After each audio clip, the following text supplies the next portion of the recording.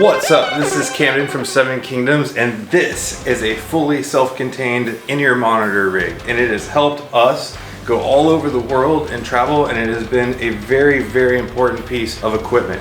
And it fits all into boxes, and then this is what it looks like when it's all packed up.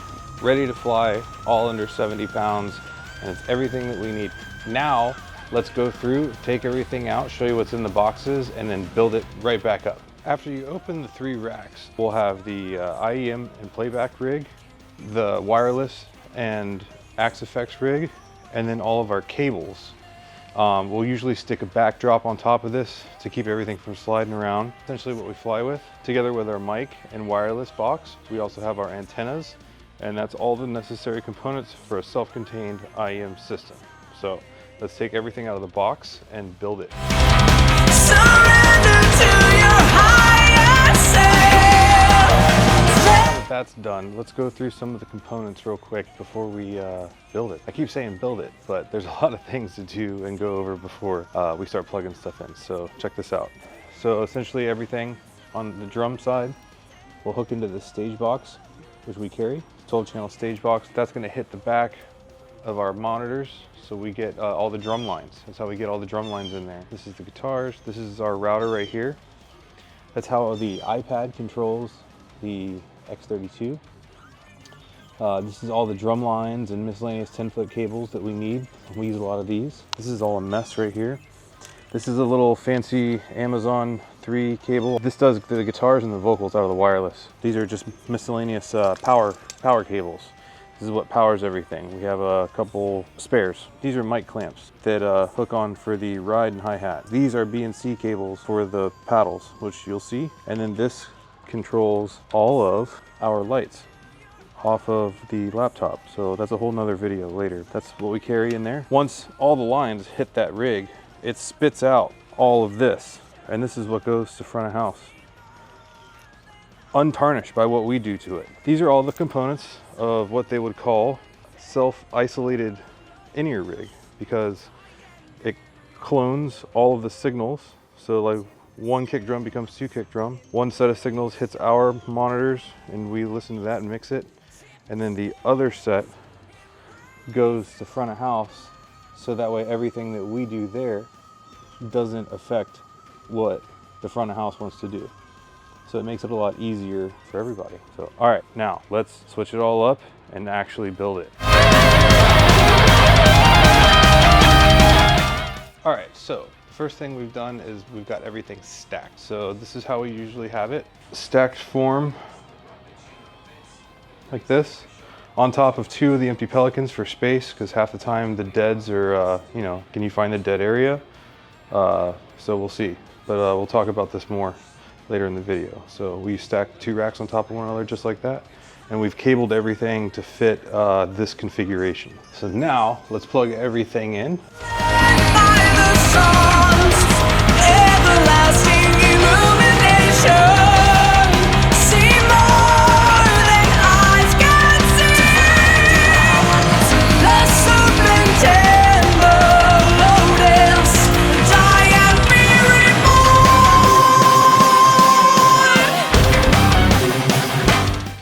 All right, now go get yourself a Mac. Using a MacBook Air, so, and a dongle. So we will plug this in, plug this in. We're also going to plug the stuff behind it in, and then we're going to start the, we're going to fire it up. At long last, it's plugged in. All right, let's fire it up. So we will turn the power conditioner on. Then we will fire the X32 up. Then we will fire the ears up. Then we will turn on the interface. We will turn on the wireless units. We'll also turn on the Axe Effects.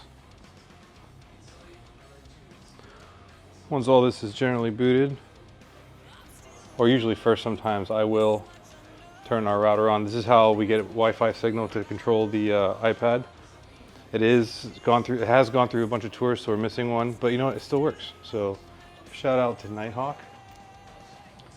But yeah, and then once everything's generally up, I'll go ahead and open up the Mac. And then we will wait for that to boot up, and then we'll go ahead and do a deep dive. All right, so we have our in-ear rig basically ready to go right now. So starting from the bottom, we have our mixer. This is how we mix all of our in-ears. So everything will hit the splitter on the back. So on the very back, we have an analog splitter made by BTPA cases. It works out great. There's a couple different ways you can do it. We decided to go this way. And out of that splitter, you'll get a isolated whip, multi-pin whip, which will go to front of house that we went over earlier. So all of that happens on the splitter. All of that feeds our X32 so we can mix it. So that'll happen on an iPad that we control with the router right here. So from there, once we mix our ears, we will hit those outs. We'll hit these units right here, which are the actual the packs that our in-ears hook into. So those hang on our backs, and these spit the signal out through that top antenna right there. And then these are basically plugged in through the outs of this, and that's all done inside. So because we have these racks made by BTPA, those are like essentially permanently rigged into the back, so we don't have to do that every day, which speeds up the process. This is our Scarlett interface. This is gonna hit Reaper. Reaper is gonna send out our click track. It's gonna send out stereo tracks left and right, and that's gonna be essentially backing vocals, keyboards, some choirs, some effects.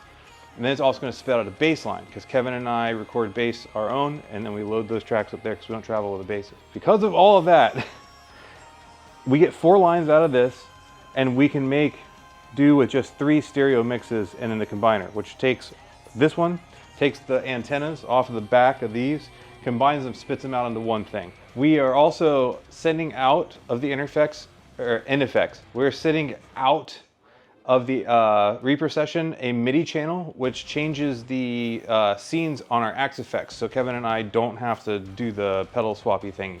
So that's a recent thing. So that's just literally a tiny little MIDI cable on the back right there. So that's now programmed via MIDI to switch along with the click track, along with the session. It's pretty sick. And not only that, but we're using the same principle to hook up the lighting dongle over here, and that controls all of our floor package of lights. So that's also a very new addition. That's all for a whole nother video, but this is just the in-ears right now. But yeah, so we're both running an Axe Effects, so it's 2 guitars out of an Axe Effects. All the switching is happening by itself through the Reaper session.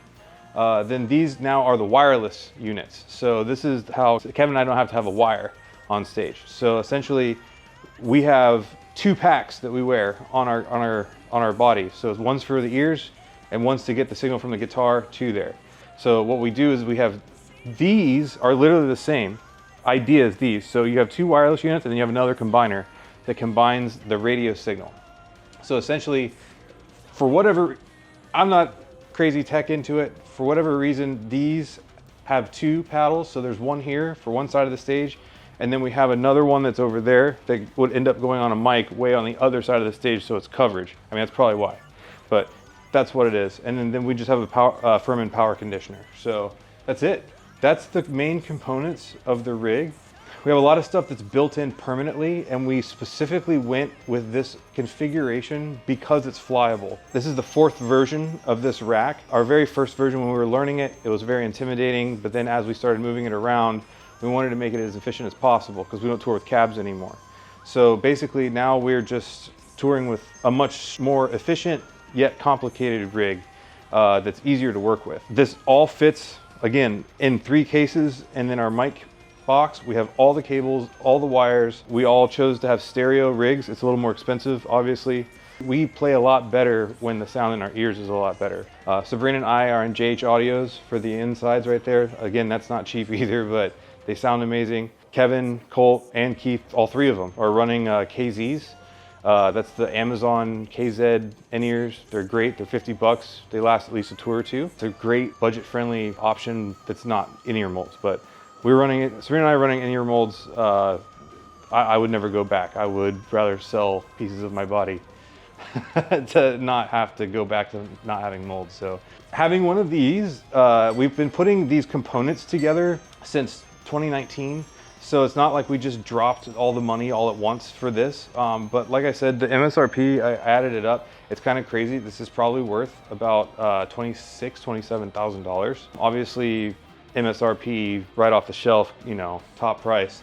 I want to thank Sennheiser real quick. They, you know, gave us an artist deal. So we were able to get all of our Sennheiser components and mics much less.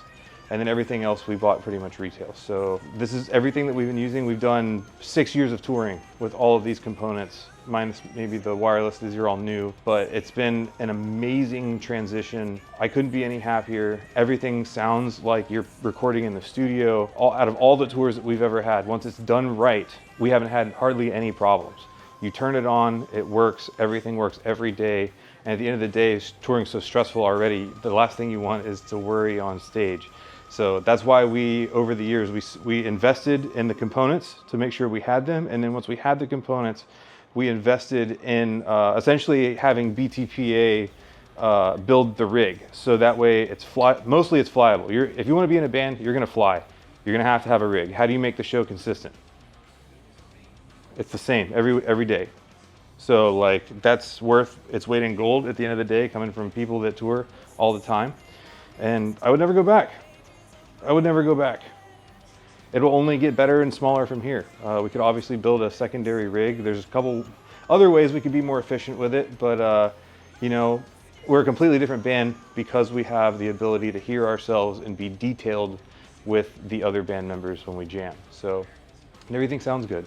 And everything's consistent every single day, especially when you have your own mics and cables. So worth the investment. I mean, obviously it's not something that happens overnight, but once you tour the world and you have to be consistent every day, it's totally worth it. So with that, I hope it helps. Leave some questions or comments in the comments, and I'll go back through and try to answer them. And I hope it gave you an insight to what we use for that. So yeah, basically this, guitars, and a drum set, and that's our entire show, minus lights, another video.